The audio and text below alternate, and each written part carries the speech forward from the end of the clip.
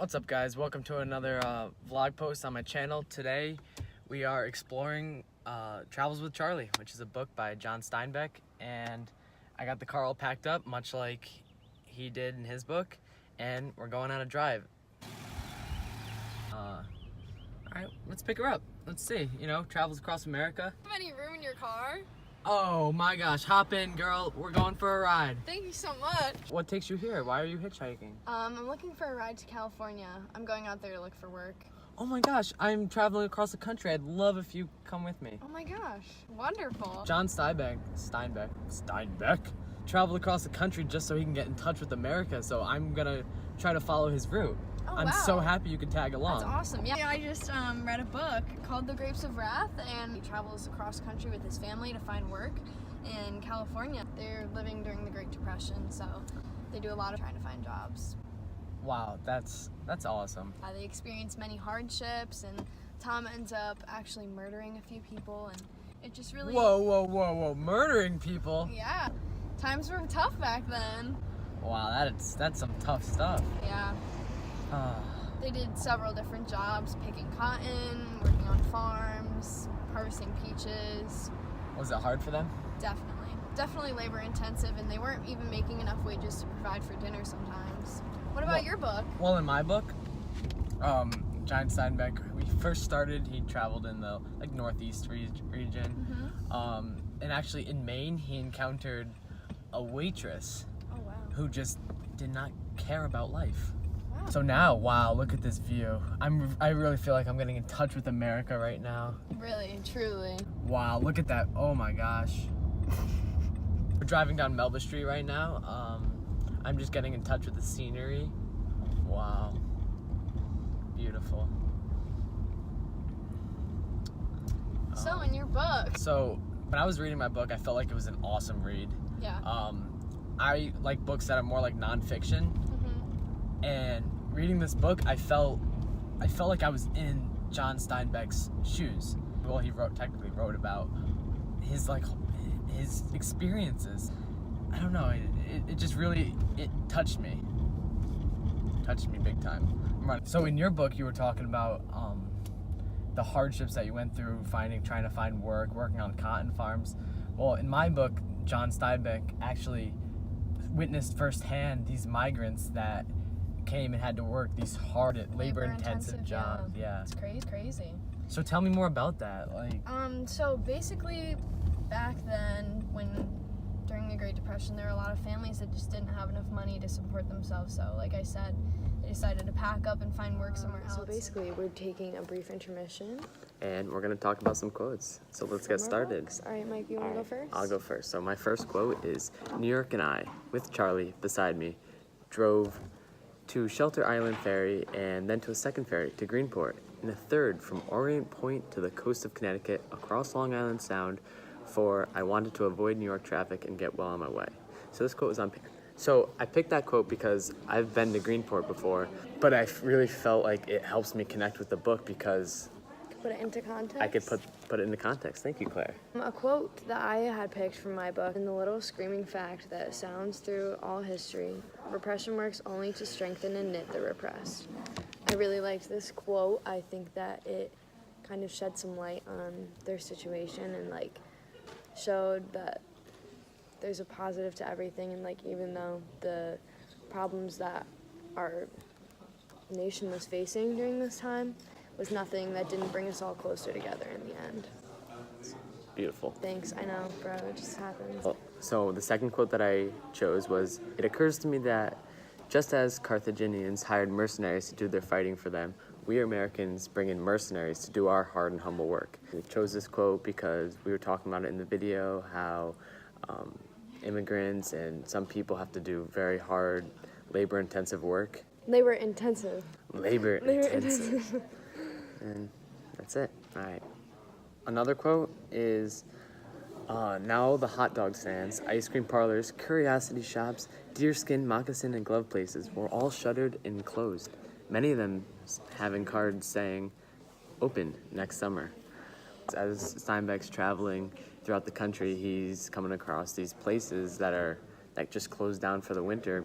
Another quote I picked was, Muscles aching to work, minds aching to create. This is man. This is another quote that's very impactful. So many people that wanted a job, wanted to enter the workforce, wanted to use their skill sets and be something more, but there just wasn't enough opportunity for people, which made it really difficult. Along with just not providing enough money for living and going to all these different jobs and just not making ends meet, they also endured other hardships, like on the road. Tom's grandfather passed away and the car broke down.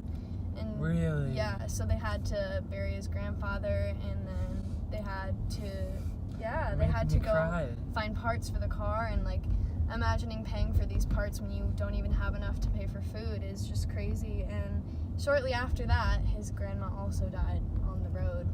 You know, times were just too tough. That's tough. Wow. Oh, well, look at that. Well, so right now, what's up, vlog? We're passing where I grew up, which I can't really say I've noticed it change much, but in my book, John Steinbeck travels to his small town in California, and he talks about what he experienced there, and he experienced so much change from when he grew up there until now. And Looking at a road trip back then, which in both of our books you can see the differences, versus our road trip today. We're not experiencing the car breaking down, having to go find tools and hitchhike and find money to pay for these things. We're just on the road, doing well. No one's dying. I know. Well, Thank God. thank God. Too bad. What do you think of your book? Like, did you enjoy it? I enjoyed it. Personally, as a child, I always loved reading historical fiction, and just always love historical fiction books. I think they really give you a good lens into what life used to be like, and I think it does it in a way that like you can't comprehend when you're just learning about these things in history. When you're actually reading a book and taking it from a character's perspective, you connect with the character, and then you have to view life how they endure it. So I think that books like historical fiction and just like books about times past are really eye-opening. I completely agree with you. Very eye-opening. My book, I was able to connect with the characters. Like, I've always wanted to, with my best friend, go on a road trip and just explore America, because I feel like we're so confined in our little city of Milford. And Yeah. Also, taking a look at the way things used to be. After the Jodes lost their car, they were traveling in a boxcar with several other people. really, Yeah, it's crazy. a boxcar? Yeah, and it later got flooded. They just endured so much. Wow. So, wow. So now we're traveling along Morningside. In your book, didn't your main character actually come from Connecticut? Or pass through Connecticut? He actually did pass through Connecticut. He Yeah. passed through Connecticut. I believe he went to Maine too. He started off he was in Long Island, and he traveled to Connecticut. That was like one of his first stops. In my book, definitely the hardest place for the Jodes to get through was Arizona, right before they went into California. Definitely where didn't they you- endured the most, in the desert. Isn't your family from Arizona? Actually, yes, I used to live in Arizona before I moved to Connecticut. One thing that I didn't like about my book, though, was I felt like it was kind of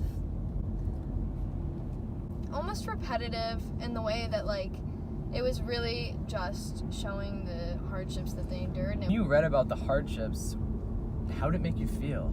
definitely made me more appreciative for what we have today, and more appreciative towards my family and my parents working and providing a shelter and food and clothes and Water, providing, the necessities, sending right? me to school. Yeah, definitely Yeah. made me more appreciative for the things that we have. That- Oh my gosh, are we almost in California already? Oh, look at that! I see palm trees. Oh, awesome. Beautiful. Oh my! Didn't wow. even feel like that long at all. Time flies when you're having fun. Time flies. Talking when you're- about great literature. Good. Thank you. Thank you for accompanying me. I have to say, he brought along his dog, and the dog actually helped him meet people, because everyone loves to pet a dog. True. So it helped him not like almost make friends and feel, and also gave him a companion. to talk to throughout his trip, so it made the trip a lot more fun. Like this trip right here, I had someone to talk to. True. This person I picked up hitchhiking, too bad, it just made it a lot more enjoyable. So thank you so much for coming with me, Claire. Of course. Also, comparing that companionship aspect of your book to mine, in my book, the Jodes were traveling with their whole family, their grandma, their grandfather, their cousins, and they ended up meeting a couple along the way, and it was more of a group travel. With Book's perspective, you're really just getting like one view, but for mine it was more of a group story. Stop here. This is my stop. Thanks so much for watching, and I'll see you guys in California. Alright guys, thanks so much for watching today's vlog, where we talked about 2 great novels. Subscribe to the YouTube channel, give this video a like. Drop a like in the comments, drop some comments. Oh. Everybody, let's go.